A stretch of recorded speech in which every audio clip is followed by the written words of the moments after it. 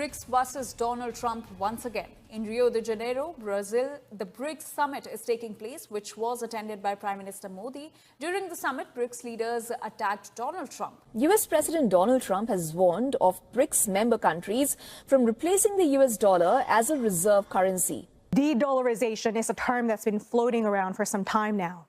One definition by JP Morgan says it entails a significant reduction in the use of dollars. They say revenge is a dish best served cold.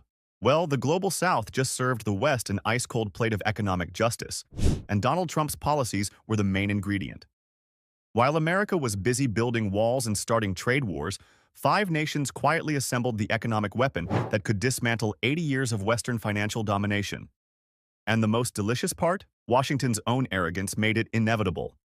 I'm talking about the BRICS Precious Metals Exchange, a platform that just went live and has the potential to do what no military alliance, no terrorist organization, and no rival superpower could ever accomplish: end the dollar's reign without firing a single shot. But before you dismiss this as another dollar collapse conspiracy theory, let me show you the numbers. And trust me, the numbers don't lie, even when politicians do.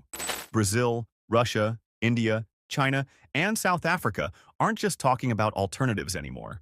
They've built the infrastructure, secured the resources, and opened the doors to a system that makes Western sanctions irrelevant, American military might dependent, and the petrodollar obsolete.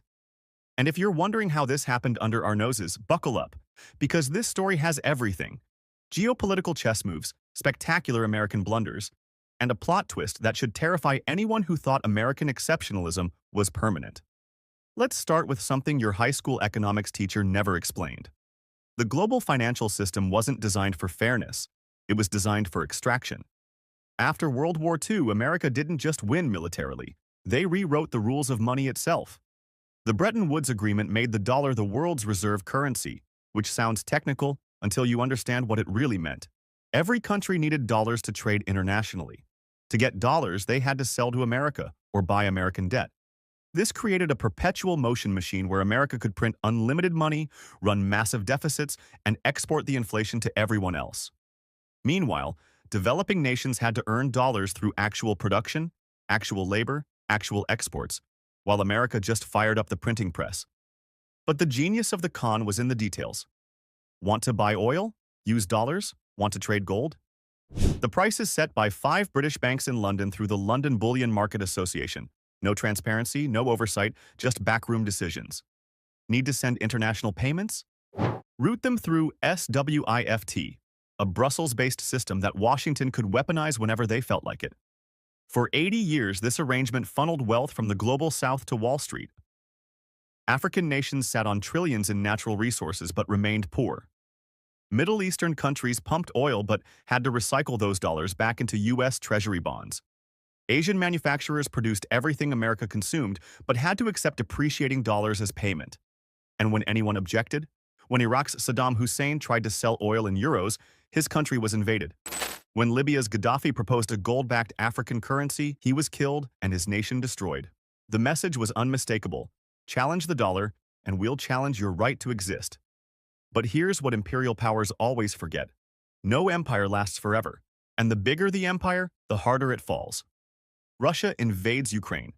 The West responds with what they called unprecedented sanctions, freezing $300 billion in Russian foreign reserves, cutting Russia off from SWIFT, and locking them out of dollar markets. The media celebrated it as economic warfare brilliance.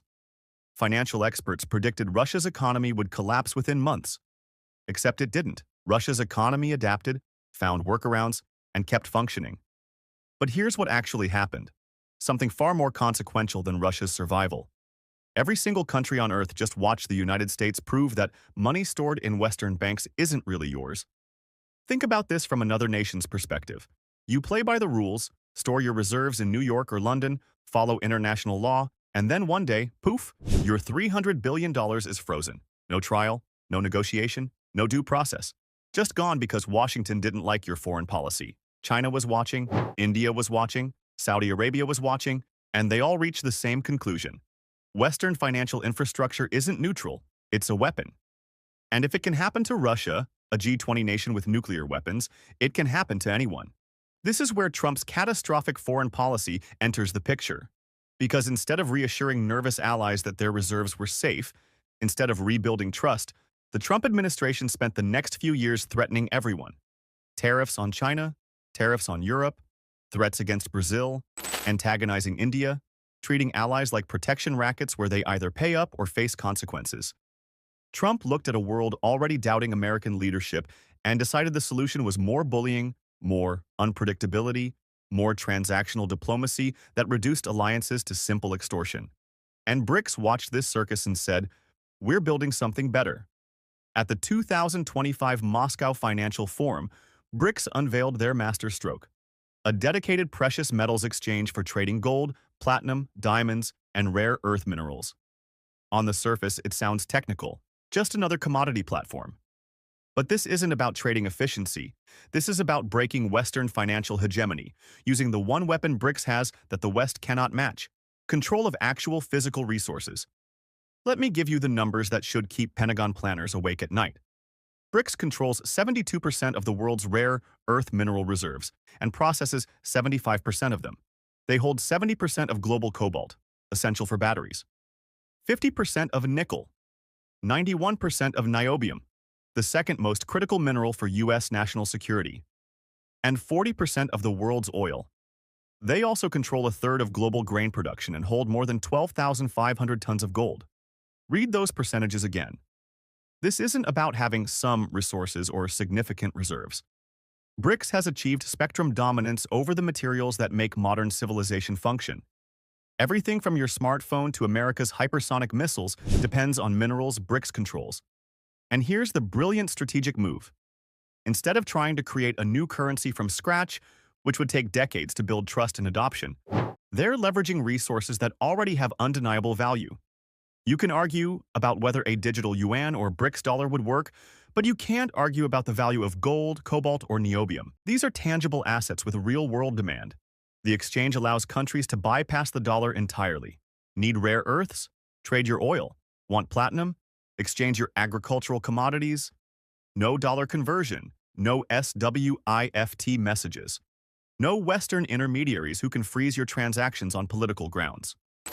China sweetened the deal by offering to hold foreign central banks' gold reserves in Shanghai instead of London or New York. The pitch is beautifully simple. We won't freeze your assets for political reasons because we're not hypocrites. After watching Russia's $300 billion disappear, this isn't a hard sell. And it's working faster than anyone predicted. 68% of BRICS trade now bypasses the dollar. Between Russia and China specifically, 90% of transactions happen in their own currencies. Saudi Arabia, America's most crucial Middle Eastern ally, now accepts yuan for 12% of oil purchases, directly undermining the petrodollar system that's been gospel since 1974. Global dollar reserves have crashed to 58%, the lowest level in 25 years. This isn't gradual decline, this is structural collapse. And while Rome burns, Trump is tweeting about building walls. Now we get to the part that should genuinely terrify American strategists. The United States cannot maintain its military superiority without BRICS cooperation. Every F-35 fighter jet contains over 920 pounds of rare earth materials. Virginia-class submarines need thousands of pounds. Precision-guided missiles, radar systems, satellites, all completely dependent on minerals. America doesn't produce domestically at scale. China processes 99% of the 3 key rare earth elements needed for heat-resistant magnets that are absolutely critical for military technology. They manufacture 200,000 tons of rare earth magnets annually. America and Europe combined? Less than 10,000 tons. That's not a gap, that's a chasm. But the niobium situation is even more absurd. Brazil produces 98% of the world's niobium supply. The U.S. Geological Survey ranks niobium as the second most critical mineral for national security because it's essential for hypersonic missile components. It doesn't melt at extreme temperatures. Without niobium, you can't compete in next-generation weapons technology. And Brazil is a founding BRICS member. Trump's administration has spent years antagonizing Brazil with tariffs and threats. The probability that Brazil prioritizes American military needs over BRICS solidarity? Effectively zero. This is checkmate through resource control.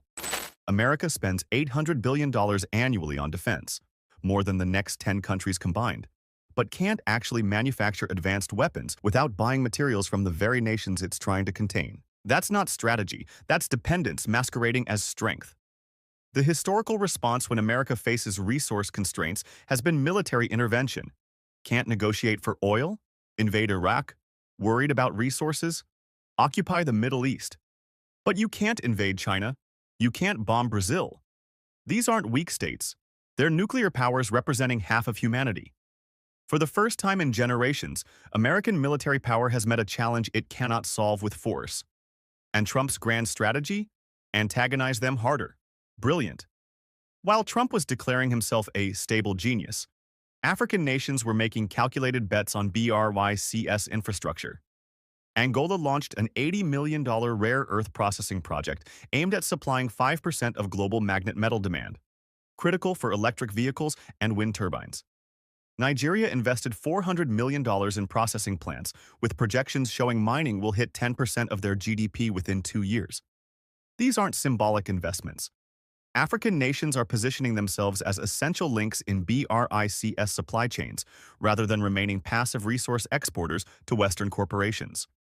And unlike previous development models where foreign companies extracted wealth, these projects are being structured through BRICS partnerships that keep more value in local economies. The historical irony is profound. For centuries, Western powers colonized Africa specifically to control resources. They drew arbitrary borders, installed puppet governments, and structured economies solely for extraction. Now, those same resources are becoming Africa's leverage to escape Western financial systems entirely. And the West's response? Lectures about democracy and human rights from leaders who've spent decades supporting dictators when convenient. African nations are understandably unimpressed. Gold prices tell the story Western media won't. Currently trading above $3,700 per ounce, with Goldman Sachs predicting $5,000. That's not speculation. That's central banks around the world dumping dollar reserves for tangible assets that can't be frozen or inflated away. The dollar's 2025 collapse is already historic, the worst decline since America abandoned the gold standard in 1973.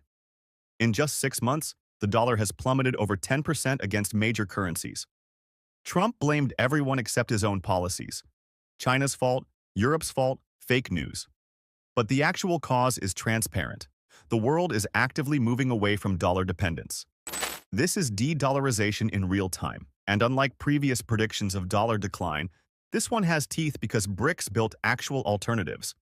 Countries aren't just complaining about the dollar system, they're trading outside it, settling in alternative currencies, storing wealth in Shanghai instead of New York. The petrodollar, America's most strategic financial asset, is unraveling. When Saudi Arabia accepts yuan for oil, they're not making an economic decision. They're making a geopolitical statement about whose power they respect. For 80 years, America lectured the world about free markets while rigging every market, preached democracy while engineering coups, championed freedom while sanctioning 1/3 of humanity. And the global South smiled, nodded, and waited for their moment. That moment is now. BRICS represents 3.5 billion people, nearly half of humanity, and they're done playing by rules designed to keep them subordinate. The precious metals exchange isn't just about trade, it's about dignity, sovereignty, the right to control your own resources without Western permission. Trump's presidency accelerated this transition by proving that American leadership had devolved into simple extortion, pay tribute or face consequences. He took a world already doubting U.S. benevolence and confirmed their worst suspicions. BRICS isn't perfect. These aren't angels, but they're offering what the West never did. A system where no single nation can freeze your assets, manipulate prices in backroom deals, or sanction you for political disagreement. The American empire isn't being conquered. It's being abandoned.